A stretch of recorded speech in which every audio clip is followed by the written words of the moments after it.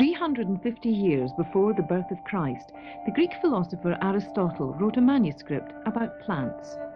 He explained how trees grow by sucking food through their roots from the soil.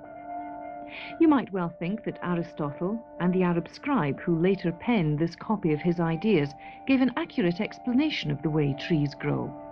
But if you did, you'd be completely wrong.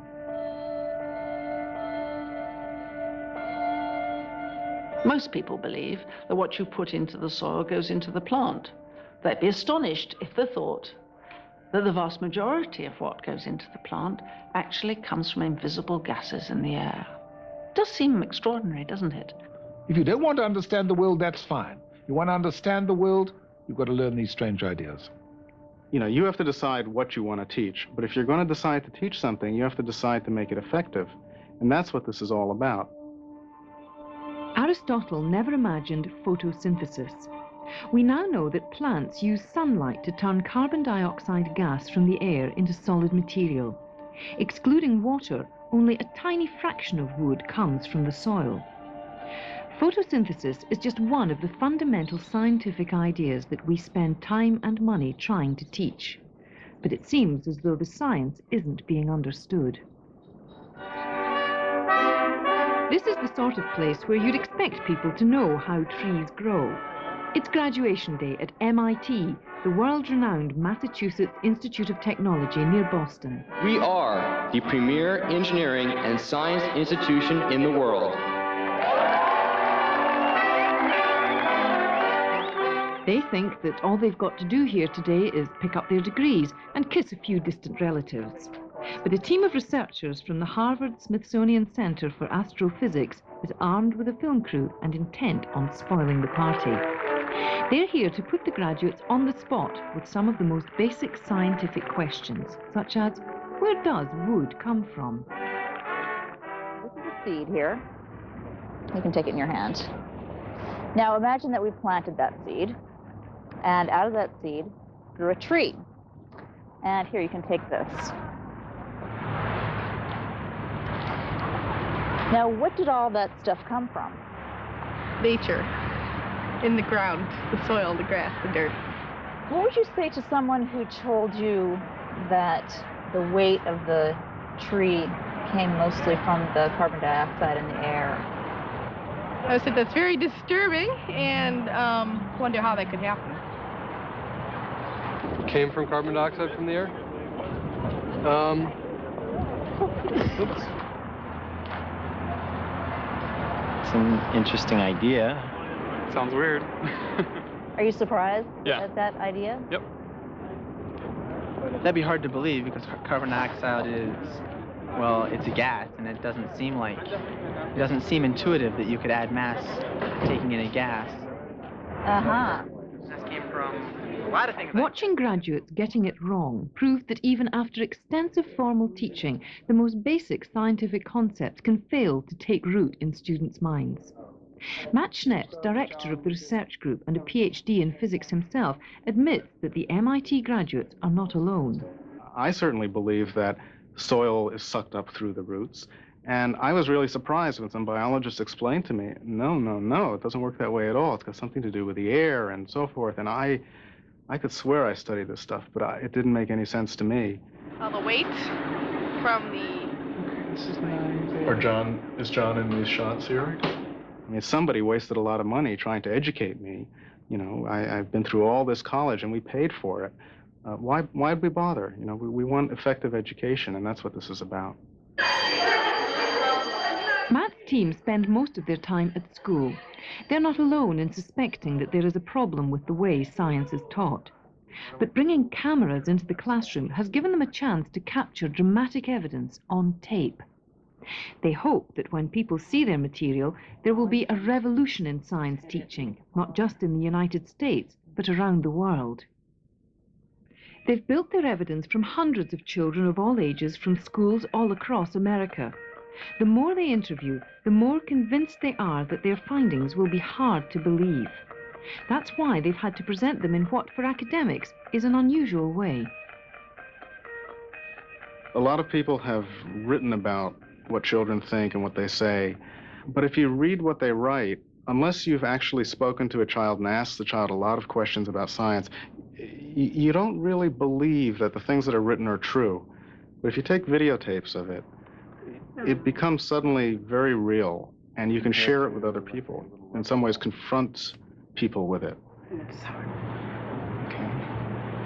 The video project will bring to life the work of Matt's colleague Phil Sadler. In 1992, he drew up a series of basic questions on astronomy. He asked teachers to predict how many of their class would know the right answer before teaching, and how many of those same children would grasp the concept at the end of term. The teachers say, oh, my teaching has been tremendously effective, whereas only a third of the kids understood this at the beginning of the term, or none of them understood it. Now just about all of them understand it. But the teachers were so wrong. Their predictions about pupils' understanding of gravity, for example, that about 25% would have grasped the concept before teaching, were pretty well matched by reality. But at the end of term, whereas teachers had predicted that 60% would by then have mastered the subject, in fact, only 15% had, fewer than before the lessons began. And other tests confirmed the extraordinary story. In basic planetary motion, teachers thought that at the start of term, about 25% would already have an understanding. Again, they weren't that far wrong. But they had predicted that after their teaching, 70% would pass those same tests. In fact, only 8% knew the answers.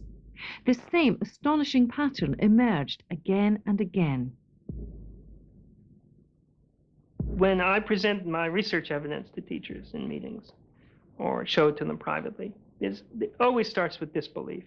They say, how can this be? How can a teacher spend a whole semester teaching a subject and the kids be in worse shape after they've taught it? And usually they think, well, you know, this must be some really awful teacher. I don't know where this guy found all these teachers. But in my class, it doesn't happen this way. In my class, the kids know this stuff after I've taught them. So I always give them this challenge, which is to predict how well their kids will do on these simple tests. If they give that test to their kids and they come up to that level, I give them a free dinner anywhere in town. Their choice. And I've never had to pay it off. Tonight, as on so many other occasions since he devised his teacher challenge, Phil Sadler eats alone. Some people are quite upset. Some people get mad at me when I do things like that. Researchers are beginning to piece together why the students in Phil Sadler's tests fell down. People start developing personal theories of how the world works from earliest childhood. They base these mental models on the way they themselves interpret their observations and experiences. Their interpretations are often wrong, but because the beliefs are their own, they can be very firmly held. Every class starts off with students having conceptions about every major concept that's going to be covered. It doesn't matter what the field is. If it's an important idea, students will have their own conceptions coming in. A lot of the research shows that unless you take into account the way they're thinking, you're stabbing in the dark. You're just making guesswork as to how to help them learn something new. To get to the next level, to be able to predict what happens in nature, to be able to design a computer or to study an ecological system, you have to get beyond your misconceptions. So for most kids, they don't get beyond the misconceptions, and the science doesn't make much sense to them. John Federico is an ordinary boy, and it's precisely because he's an ordinary boy that his mind is full of his own personal theories about the world, each one a potential block to new learning. He was studied before and after teaching. Bob Holden, his teacher, was then confronted with the video evidence, starting with the tapes Harvard made before the lessons began. Is this here? Is this mostly soil? Some parts. It's mostly a mixture of everything put together with what the tree started out with in the seed. It's all that. So put it together put all together the things where it started with the soil, the water, and the sunlight, you pretty much get this. What is it, do you think, that makes this? This log put together is about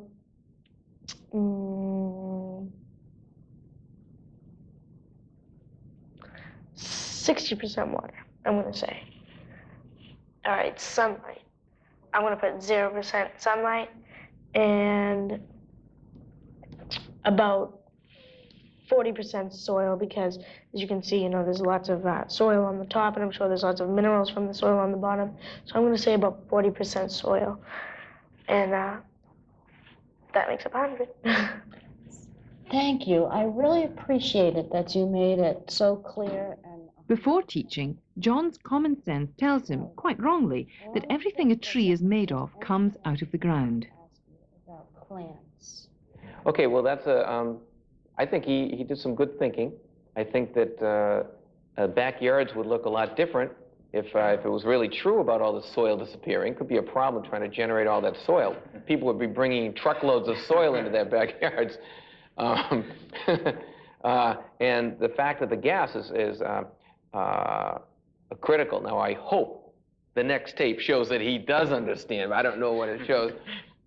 Well, the leaves of the plant absorb the sunlight, and it turns the sunlight into food it needs, and mixes it with the rest of the ingredients that it needs, and it uses all those great ingredients to grow and become a big plant. Now, last time, I think that you told me it was made out of about 60% water and 40% soil minerals. Yeah. What would you say now if I asked you what that tree was mostly made out of? 60% water and 40% of the rest. Definitely. Now that I think about it even more, it's probably about 75% water and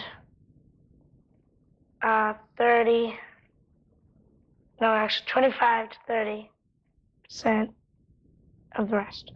And the rest is? Oh, the bark and all the minerals and soil and stuff like that. Still got the soil in there. Yeah. In one respect at least, Bob Holden's teaching has failed.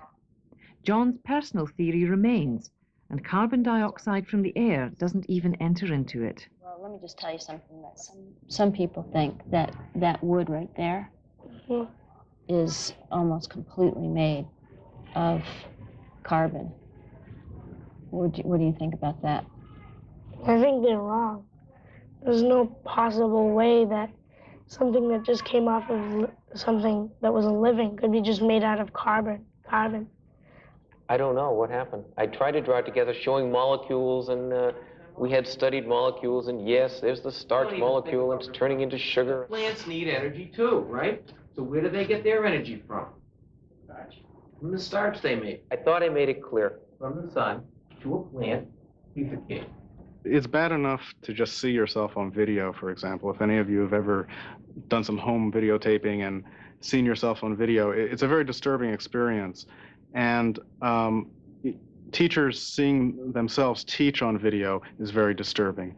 But that's not nearly as disturbing as if you not only see yourself teaching on video, but you're also seeing whether it worked or not.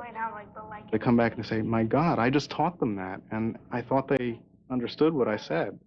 It's so hard to believe that what you're doing isn't getting through. People don't believe it.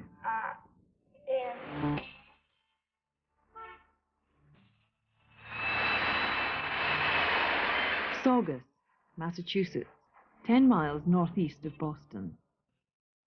They say the last time the wind of change blew down this main street, Abraham Lincoln was in the White House.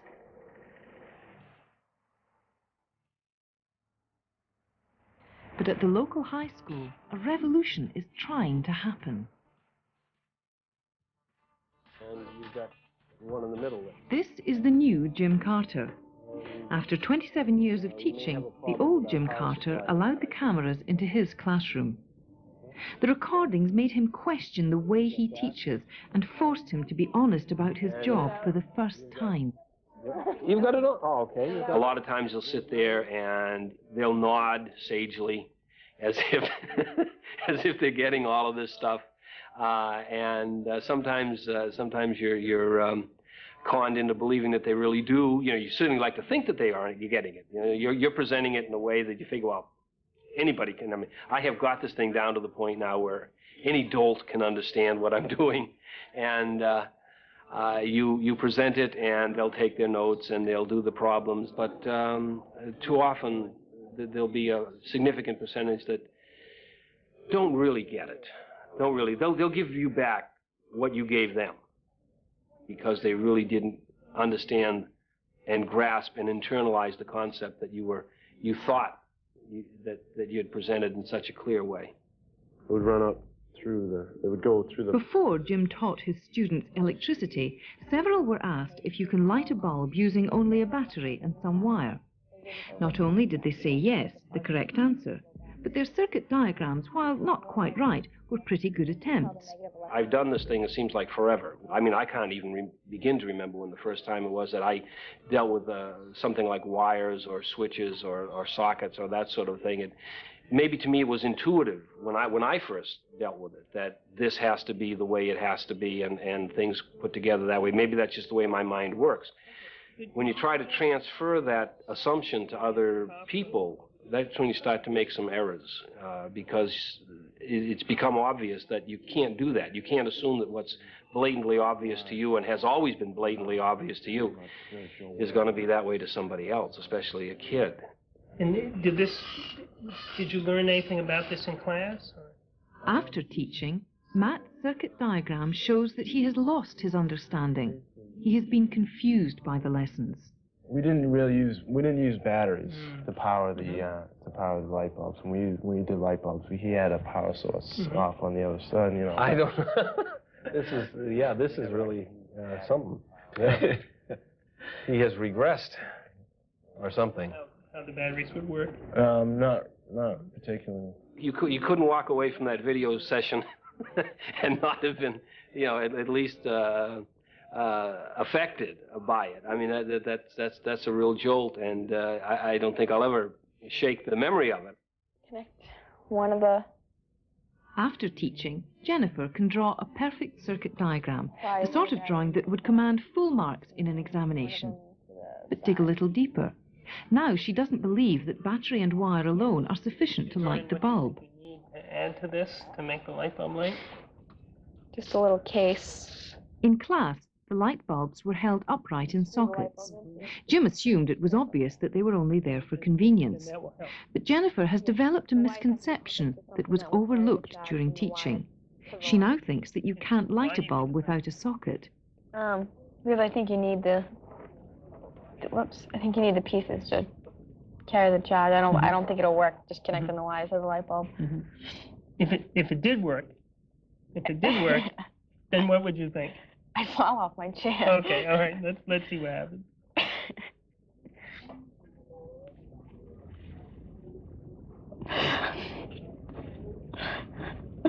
Oh my God.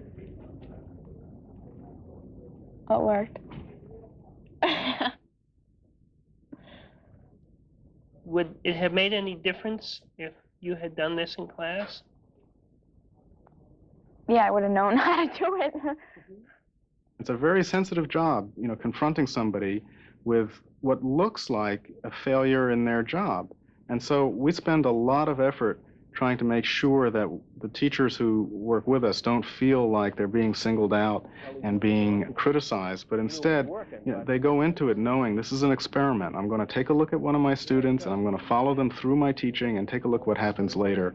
And I'm going to learn from this as a teacher. I had yesterday, I've got to have 8. Well, it's even more than that because it pops right off the scale. It's humbling, and in that respect, you've got to you have to realize that it's going to be. But yeah, it's worthwhile. I mean, you look at your X-rays, and there they are. I mean, you don't ask the doctor to touch them up to make you feel better. Teaching science will never be plain sailing because children will always use their common sense to produce personal interpretations of the world around them. But in order to help control and invent that complicated world, they will need a scientific understanding. The irony is, scientific ideas are anything but intuitive. Science is tough. You've really got, listen, Newtonian mechanics, even that sort of pretty low-level stuff is tough. You've got to really, it's very rewarding when you get there. As chairman of COPUS, the Committee on the Public Understanding of Science in Britain, Lewis Wolpert doesn't mince words, whether he's addressing rapt audiences of students or advising the government on science policy. I think all the rest is really, I would say, probably nonsense. Science goes against common sense. My strong statement is that if an idea fits with common sense, scientifically it's going to be false. Even students who've had some teaching in physics, for example, still have a very poor idea about how objects move. In other words, there's the famous example. I go into a field with 2 bullets, one in a gun and one in my hand, and I shoot the one bullet at exactly the same time that I drop the other, which hits the ground first, and I'm in a perfectly flat field. They both hit the ground at the same time. Now, it's against all one's intuitions, but I'm afraid one's intuitions are wrong. So I think it might help children to be told right from the very beginning, look, a really peculiar feature about science is that this world is built in a way that's quite unexpected, in a rather magical sort of way. That it has all sorts of strange properties, and you can explain all sorts of things, but it doesn't bear any relation to what you expect. It's rather like entering into a world quite unlike the one you think it is.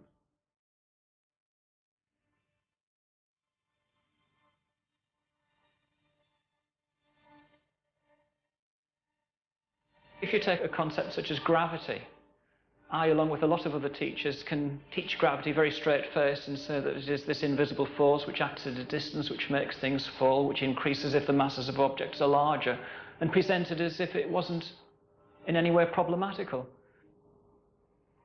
Now, I suspect that the science teacher who presents that view in this non-problematical, it isn't difficult, you know, what could be more obvious kind of way, is going to end up with classrooms full of children who are just baffled by science because it just doesn't seem to make sense. Phil Scott is driven by 2 passions, fell running and a desire for children to understand science. An ex-teacher, now at Leeds University, he specialises in finding ways of recognising and using children's misconceptions to help them learn science better. He has helped teachers gain a new insight into what goes on in their classrooms. If I put this salt in here and we think it disappears, we're going to... Lynn Gostick is one of them. Her lesson is about what happens when you mix salt with water. Most of her class came to school this morning with the misconception that the salt just disappears.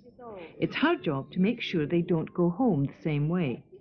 But in order to do that, she has to find out what their preconceptions are. Disappears, dissolves, disappears. Instead of simply telling them what happens when salt and water mix, she first asks them for their own individual theories. Blends in with the water. Is that what you said, Lucy? Right, Lee? Melts. Melts. Okay. Look, let's put some of these ideas up on the board. The fact that you're listening to them often then means that they are willing to try different things. Because they just feel that you are listening to their ideas and trying to work something around them. Whereas if you're just giving them a practical to do, they don't always necessarily see the relevance of it, but they can see the relevance of trying different things out because it's generated from their own perceptions and their own initial ideas. Lynn has been able to design her lessons specifically to overcome their misconceptions. The moment when they realise that the salt doesn't really disappear is when common sense stops and science begins. I think it's much more rewarding for a teacher. I think if you can actually see the process that they're going through, it makes it much more exciting to watch them making that shift from common ideas they come in with and see them suddenly see the light and, oh yeah, wow, that's right. Yes, I mean, just watching them today in the lesson, I think you could just see that. I could just feel that. And for me as a teacher, that just made it really exciting. Being asked for their ideas instead of being treated like empty vessels is more exciting for children too. In fact, the critical importance of finding out what they think before attempting to teach them has inspired some unusual homework. My mind is still pondering. It's now as I write my diary. Sir, somebody must know the answers to the questions because there has to be some kind of answer to every question. But it's finding the right one that I find the problem. People say there is a God and all that, but it's pretty hard to actually believe there is one. And I think it's the same with atoms and stuff like that. There must be atoms making things up, but it's pretty hard to believe. Today's lesson wasn't as boring as I thought it would be. Actually, it was very interesting to find out what other ideas people have. I enjoyed this lesson.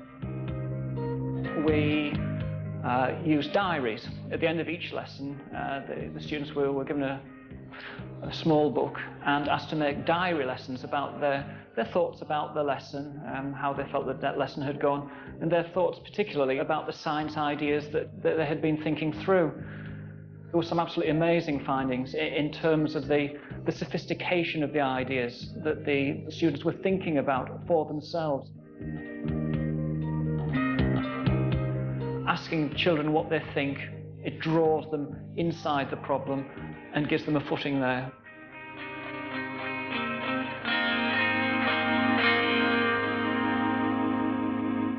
Many teachers are worried about coverage, about covering the material in the curriculum. But there's 20 times more in the curriculum than kids could learn. So by pushing through at this very rapid pace, one guarantees that you generate as many misconceptions as you do scientific understanding. Phil Scott and others like him face an uphill struggle because introducing new ways of teaching takes time. Convincing teachers to try something new isn't easy, especially when that could mean neglecting some of the curriculum to give children the time to grapple with new and difficult concepts. Well, when I look back, when I look at high school physics books, or chemistry books, or biology books, or science books, even in my field, I don't understand everything in those books. So here I teach at the university.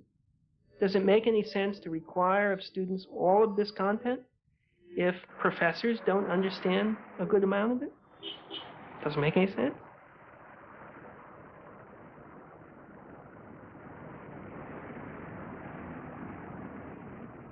I think that perhaps children learn to cover too broad a field. And I have a feeling that they learn quite a lot of their science rather the way one learns irregular Latin verbs. I'm not very keen on that. I'd much rather that they had some sense of the process of science. I'd like them to know the stories of scientific discovery, and there are wonderful stories. I think the discovery that malaria was carried by mosquitoes, how Darwin came to his ideas on evolution, some understanding of how Faraday got his ideas about electricity. These are difficult issues, but I'd much rather that children had some sort of better feeling of the process of science, rather than as a congealed body of knowledge which just had to be learned off by rote. A congealed body of knowledge that might never stick because it appears to bear no relation to children's preconceptions about the universe. The point about informal conceptions is that they grow out of experience. An awful lot of formal science teaching doesn't. It grows out of textbooks, frankly, or out of first principles, abstract things, thought experiments, things going on in a purely ideal world. You know the kind of questions sometimes set in maths exam. Consider an idealized bath with a plug of a certain diameter and water draining at a uniform rate. You're in a kind of unreal world here, not in the world of real everyday phenomena. And that mismatch, I think, can lead many kids simply never to see the point of science at all. John Durant is Professor of the Public Understanding of Science at the Science Museum in London. The light shows around there. Yeah. He's one of the driving forces behind what's known as the hands-on science movement. The hands-on science movement is offering us a way of rooting what science is on about in practical experience. And it's saying to people, maybe if you were to go and play with this thing, you'd find that what you thought you knew about the world from your everyday experience isn't quite right. So you give people the chance to learn for themselves by doing the limits of their own informal understandings, and then maybe they can see the point of a scientific approach.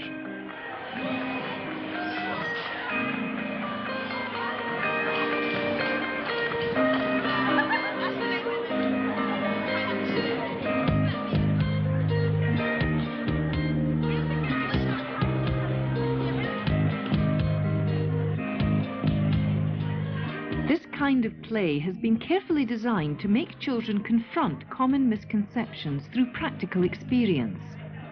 Because they're having to invent new models of things they thought they understood, it's a highly creative process. Science isn't thought to be creative at all. It's supposed to be the precise, logical way of finding out the truth. Truth is something to do with religion, I think, not science at all. And so you're not into facts about what is absolutely correct, but you're into comparing how you imagine the world around you with the data that you can collect through experimental investigations. Has anyone got a cone-shaped head? Royds Hall High School in Huddersfield. Experimental investigations in the classroom. When you go to Mr. Creary for careers advice, tell him you want to be a road cone down, right?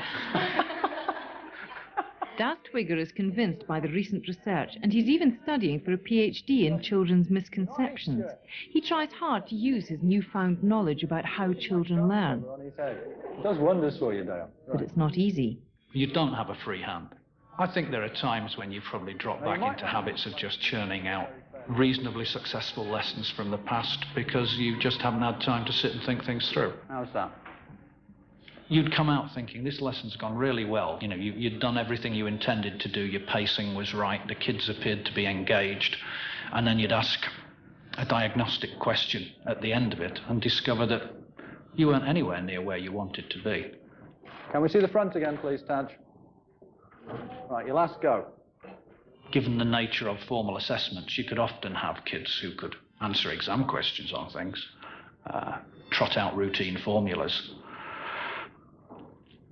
and therefore not only look successful to me, but look successful to the exam board and to the outside world. But I mean, you knew that if you asked them a question in a slightly varied context, then it was clear that they hadn't really understood it.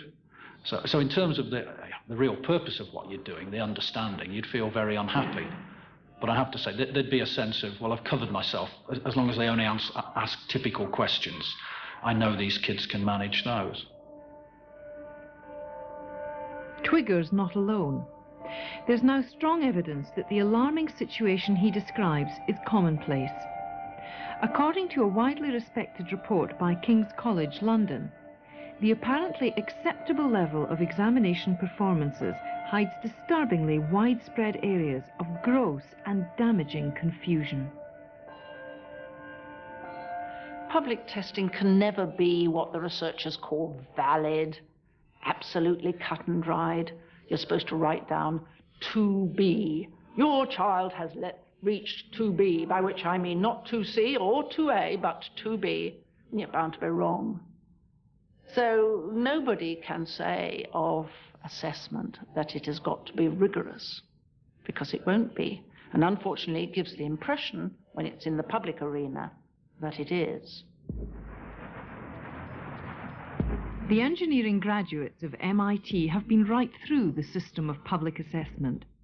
But what real understanding do the crème de la crème have of basic principles if they can't work out how to light a bulb with a battery? Do you have any idea why it's not working? Battery could be dead, the bulb could be bad, I'm hooking it up totally incorrectly. I'm not an electrical engineer, I'm a mechanical engineer.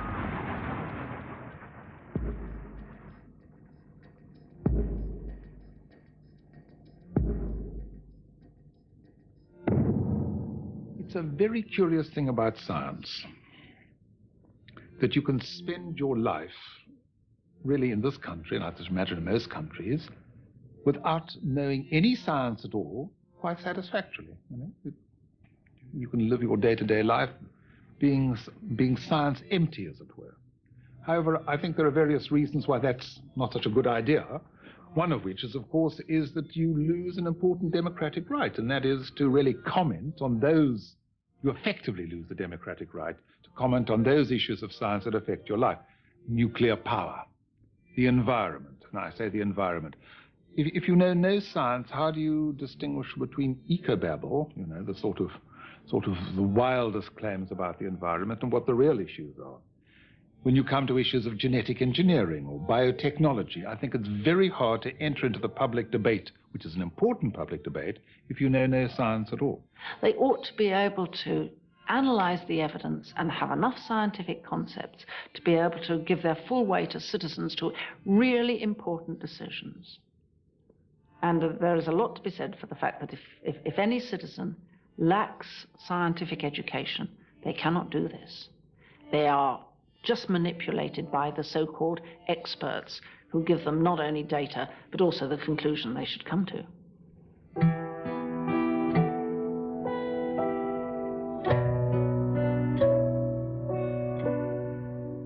Primary school children using their imagination and experiences to build their personal visions of the world. Some of those visions will become deeply held misconceptions that need to be overcome. Their learning will require a huge investment of time and effort. If that investment is not to be wasted, the people who teach them will need training.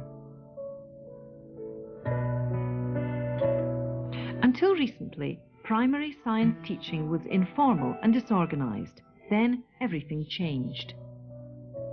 Quite suddenly, in 1989, primary teachers throughout the country were expected to teach precisely to the national curriculum. Pretty tough, that. I mean, like, you know, waking up one morning and being told you've got to teach advanced Greek or something. Very few primary teachers knew much science. A few of them were lucky they got a 20-day course. I hope that the teacher training colleges are now giving much better science training to them.